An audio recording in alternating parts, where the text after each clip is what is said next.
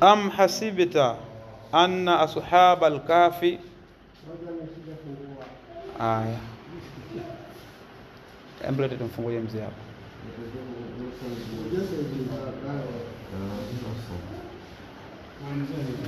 Am hasibta anna ashabal kahfi, anaulizwa mtume katika Qur'ani na Mwenyezi Mungu, hivi unadhani, am hasibta, hivi unadhani, anna ashabal kahfi, kwamba watu wa pangoni, waraqimi, na habari zao,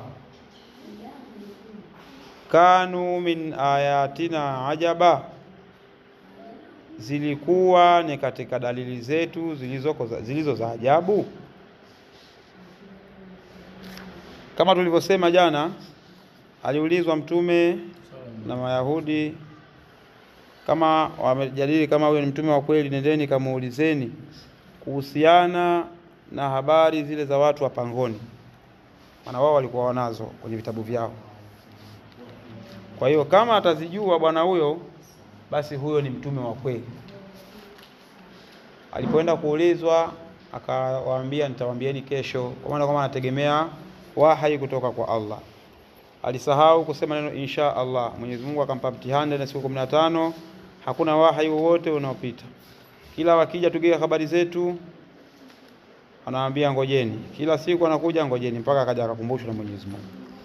Sasa siku wanapewa habari zile, ikaanza neno hili, am hasibta anna ashabal kahfi, hivi unadhani kwamba hao watu wa pangoni, waraqimi, raqim ni ule ubao ulioandikwa habari zao na kuhifadhiwa, kanu min ayatina ajaba, tutakuja kuziona habari zao zilizohifadhiwa ni zipi. Unadhani kwamba zilikuwa ni katika dalili zetu za ajabu? Jibu ni kwamba hapana. Kwa hiyo Mungu alitaka kumpa habari kwa kuanza kina kitu cha habari, kwamba tutakupa habari hizi, lakini usije ukafikiria ndio kitu cha ajabu sana sasa sisi, yani katika uungu ndio habari ambayo ni ajabu duniani. Hizo ni habari, lakini ziko za ajabu kuliko hizo. Ndio kisa kikaanza hapa sasa.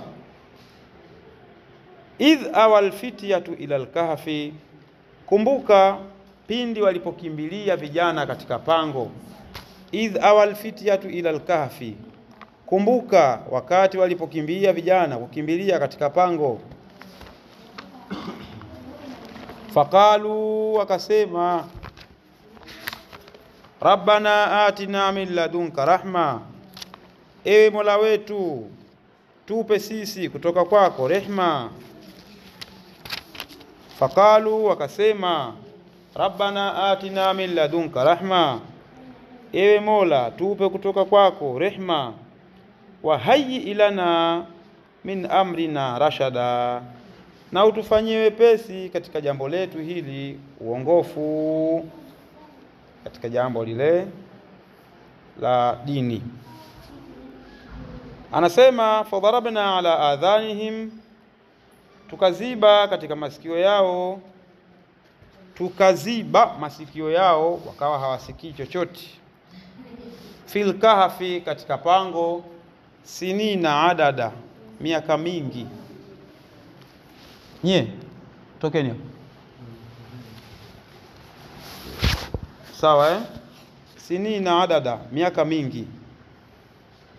Wadharabna ala adhanihim fil kahfi sinina adada, tukaziba katika masikio yao ndani ya hilo pango, sinina adada, miaka mingi. Thumma ba'athnahum, kisha tukawafufua, linaalama, ili tujue, ayul hizbaini, ni kipi katika vikundi viwili, ahswa lima labithu amada, kitahifadhi vizuri muda waliokaa hao watu wa mapangoni. Anasimulia huyu Sheikh Muhammad ibn Ishaq, hii kumbe hawa walikuwa katika zama za Nabii Isa, watu wa Kahfi hawa. Ilipita muda mrefu baada ya kuondoka Nabii Isa, watu wakarudi katika kuabudia masanamu.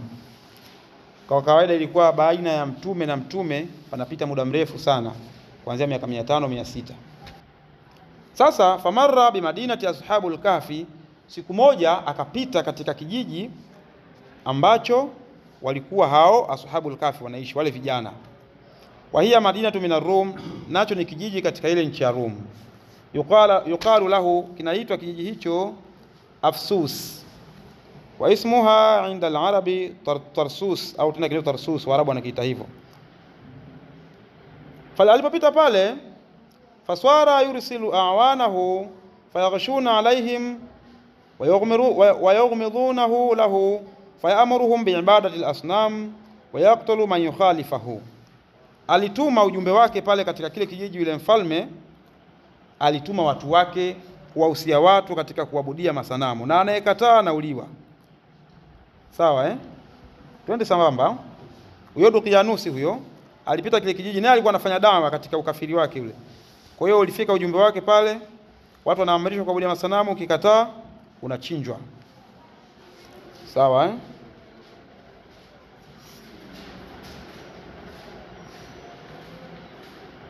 falamma azmat hadhihi alfitna waruya alfitnat dhalika hazinu huznan shadida wa kanu min ashrafi ar-Rum. Ile fitna ilipokuwa kubwa ya watu kuuawa, wale ashabul kafi, wale vijana walihuzunika sana. Wahum thamania, inasemekana walikopo 8. Wakanu ala dini Isa, walikuwa wakiabudia katika dini ya Isa kimya kimya. Fa akhbaru dhalika bihim, fa akhbaru al-maliku, akapewa habari mfalme kwamba katika mji ule kuna vijana wanaabudia dini ya Isa, lakini wamejificha sana. Ile mfalme akasema waitwe. Twende na kisa chenyewe tu ili kisichukue muda. Wale vijana wakaitwa, wakaambiwa, nyinyi vijana, acheni hiyo dini mnayoifuata, fuateni dini hii ya kuabudia masanamu, na kama endapo mtakataa mimi nitawaua, kwa sababu sishindwi. Mtume yule mfalme akamtafuta kijana mwingine mmoja tofauti na wale, akamuua mbele zao pale pale. Akaambia, sasa kama endapo mtakataa, nyinyi mtakuwa kama mfano wa huyu. Wale vijana walikuwa ni vijana shababu wazuri, yani ndio masharobaro pale mjini tunasema kwa lugha sasa hivi. Nasema nawaonea huruma nyinyi vijana warembo kabisa wazuri. Hebu rudini mkajifikirie tena, kwa sababu nitakachowafanya hamtokaa mje muamini. Rudini kwa baba zenu. Walikuwa bado ni vijana, hawajafikia kujitegemea. Hebu nendeni mkatafakari, kesho mje na majibu hapa. Kikataa, adhabu itafuata. Basi vijana wale wakarudi, wakakaa shura yao, wakasema, jamani, tumeungumiwa. Kwa hiyo hebu tunafanyaje? Mmoja akasema, tukimbieni. Lakini sasa tukimbiaje? Tutakimbia twenda wapi? Lile pango lilikuwa linajulikana kama hivi hapa, labda Ludewa pale ndio lipo hilo pango, sio geni yani. Tukimbieni kwenye lile pango kule. Akasema sawa.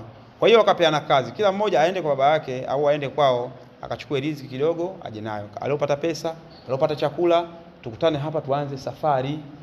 Wakakutana vijana wale wakatoka kimya kimya ili wasionekane. Sasa mfalme akapata habari kwamba wale vijana wamekimbia na wamekwenda pangoni, kwenye pango fulani. Akasema sawa sawa kabisa. Kwa hiyo wale vijana walipoelekea kule, wakati wanapita katika mashamba yale ukimbilia pangoni, wakamkuta bwana mmoja, naye alikuwa kumbe amemwamini Mungu lakini akajificha. Kama mwenda wapi? Akamwambia tutakimbia fitna ya mfalme Duqyanusi, kwa sababu mezidi tusije tukauawa. Akamwambia, na mimi naomba nijiunge na nyinyi, na mimi namwamini Mwenyezi Mungu. Akamwambia sawa, twende. Sasa yule jamaa alikuwa ana mbwa wake. Sasa mbwa ni mbwa, wale watu wanaenda, mbwa akawa anafuata, wakawa wanamfukuza kwa marudi. Kila wakimfukuza mbwa hataki, naye anawafuata. Kila anapoenda mbwa naye. Mwisho wa siku yule mbwa akatamka kwa lugha fasaha kwamba mimi nawapenda ahlullah, mimi nawapenda watu wa Mungu, ili watakapofikia sehemu wamelala mimi nawalinda. Akasema Allahu akbar, jamani, huyo mbwa mwacheni. Basi yule mbwa wakaenda naye mpaka katika lile pango, wakaingia hali ya kuwa wanajificha wasionekane. Wakakaa pale muda kidogo. Kwa hiyo ikawa wanamtuma mmoja wao kwamba inapofika asubuhi, bana, nenda ichukua hela, jifiche fiche, nenda katika maduka ya karibu, chukua chakula njoo nacho hapa. tule. Ikawa wanafanya hivyo, wanafanya hivyo. Siku moja sasa mfalme baada ya kuipata ile habari kwa vijana wamekimbia, tena wamekimbia katika pango fulani, akasema sasa hawa wasijue kwamba wamenikomesha. Akaenda kule na watu wake. Kufika kule akawakuta wale vijana. Baada ya kuwakuta, Mwenyezi Mungu alikuwa ameshawapa ule usingizi. Ndio pale sasa aya inasema walipewa usingizi wa kifo, yani kama vile walikufa wao pamoja na mbwa wao. Yule mbwa utaikuta aya hapa mbele amelala pale mlangoni, kanyoosha mikono yake na miguu yake hivi, na wale jamaa walikuwa wamekaa, maana walikuwa kutwa kucha wao ni kumdhukuru Mwenyezi Mungu tu. Allah awaepushe na fitna za mfalme Dukianus. Hawalali, hawafanyi ibada nyingine yoyote, wakishakula wao ni wao na adhkari. Kwa hiyo mtu akilala ni adhkari, akikaa ni adhkari, akisimama ni adhkari. Kwa hiyo hata muda wakati Mwenyezi Mungu anawapa ule usingizi uliwapitia kila mtu akiwa katika hali tofauti. Mwingine alikuwa kakaa hivi, mwingine alikuwa kalala, mwingine alikuwa kasinzika kakaa, mwingine kasimama, wote wakapewa ule usingizi wakafa pale. Sasa mfalme anawakuta pale, anawakuta kama vile wako macho, yani mwingine kakaa kama hivi, mwingine kama vile. Ile pango ni kubwa, wanasema imeitwa kahfi kwa sababu kahfi ni pango ambalo ndani yake zokasimama, sio ile mapango madogo yale. Akamwambia sasa, nyinyi maadamu mmenikimbia, sina mpango na nyinyi isipokuwa na hakikisha hapa mauti yenu yatakuwa ni humo. Sawa Yule mfalme alichochukua ni yale mawe pale katika pango, akaziba ule mlango kwamba wasitoke, na habari yao ikaishia hapo. Kumbe katika kile kikundi cha yule mfalme kulikuwa na watu ambao wamemwamini Mwenyezi Mungu wao wawili katika ule mji. Kwa hiyo ile story ilipoenea kwamba kuna vijana wamekimbilia pangoni, wakimbia hivi, yule jamaa alikuwa ananukuu yale majina yao, kwamba mtu wa kwanza mfano alikuwa akiitwa Kafobe bin Musa, alizaliwa kijiji fulani. Asema ngoja niandike haya majina, pengine yao inawezekana ni story baadaye. Hawa wakaja watu wakahitajika majina yao bwana, tukawa hatuwajui. Akaandika katika karatasi za shaba, kaandika kabisa na majina yao, umekaa kuzaliwa, huyu alikuwa anaishi wapi, maana ametoka sehemu tofauti. Huyu mfano alitoka kabla kwa Migunga, alikuwa hivi na hivi na hivi, anahifadhi. Mwingine hivi na hivi, afu alikuwa na mbwa wao pia jina lake liliandikwa. Anaitwa, tutakuja tuiona majina yao na mpaka jina la mbwa wao. Basi akayaetia katika sanduku la shaba. Wakati mfalme anakwenda kujengea pale katika ule mlango ili wasitoke kwa kuwakomesha, na yeye akaenda akazika ile sanduku pale, ili kama itakuja kutokea miaka ya mbele huko watu wakija kutaka habari zao, wakifungua pale, basi ile sanduku litaonekana na wale watu wengine watajulikana majina yao, kama watu walipoa waha hivi. Sawa Basi habari yao ikaishia pale. Kwa hiyo ndio maana hivi mtume akaulizwa na Mwenyezi Mungu, wewe unadhani kwamba ile aya tuliyoanza habari za watu wa pangoni warakimi, ile rakimi ni zile nukuu za wale watu, yani ni kitu cha ajabu sana. Yule mtu kafanya mwenyewe kwa mapenzi yake tu, lakini imekuwa ndio msaada mkubwa mpaka leo majina yao tumeyapata na maisha yao. Yani singekuwa wale watu kufanya vile, tungesema tu ni watu wa mapangoni basi. Sawa Kwa hiyo anawaambia kwamba nadhani katika ajabu zetu hizo, idha wal fitiyatu, zamani walipoingia wale vijana ila al-kahfi, katika pango. Tutarudi sasa katika aya yetu ile. Faqalu, wakasema, rabbana atina min ladunka rahma, ewe Mola tupe katika kutoka kwako rehma, wa hayyi ilana min amrina rashada, na utupe sisi katika jambo letu hili uongofu. Fadharabna ala adhanihim, tukaziba katika masikio yao, fil kahfi, katika lile pango, sinina adada, miaka mingi kabisa, kwa maana kwamba waliondolewa fahamu, waliondolewa uhai na wakawa hivyo. Thumma ba'athnahum, kisha tukawafufua, linaalama, ili tujue, ayul hizbaini ahsa lima labithu amada, ni wapi katika vifungu viwili, katika vikundi viwili vimedhibiti muda waliokaa. Kwa hiyo anaendelea kusema Allah, nahnu naqusu alayka naba'ahum bilhaqqi, sisi tunakusimulia wewe Muhammadi, naba'ahum, habari zao, bilhaqqi, kwa haki kabisa. Innahum, hakika hao vijana, fityatun, ni vijana ambao amanu birabbihim, walimwamini Mola wao, wazidnahum huda, na sisi tukawazidishia uongofu. Sawa warabatna ala qulubihim, na tulizitia nguvu nyoyo zao. Warabatna, rabatwa yani zilitiwa nguvu, zilipigwa ribiti, yani zilitiwa imani ambayo haiwezi kutetereka. Hiyo imani mtu hata umkite kisu ataamini hivyo hivyo alivyoamini, ndio hivyo hivyo. Warabatna ala qulubihim, na tulizitia nguvu nyoyo zao. Idhqamu, pindi waliposimama.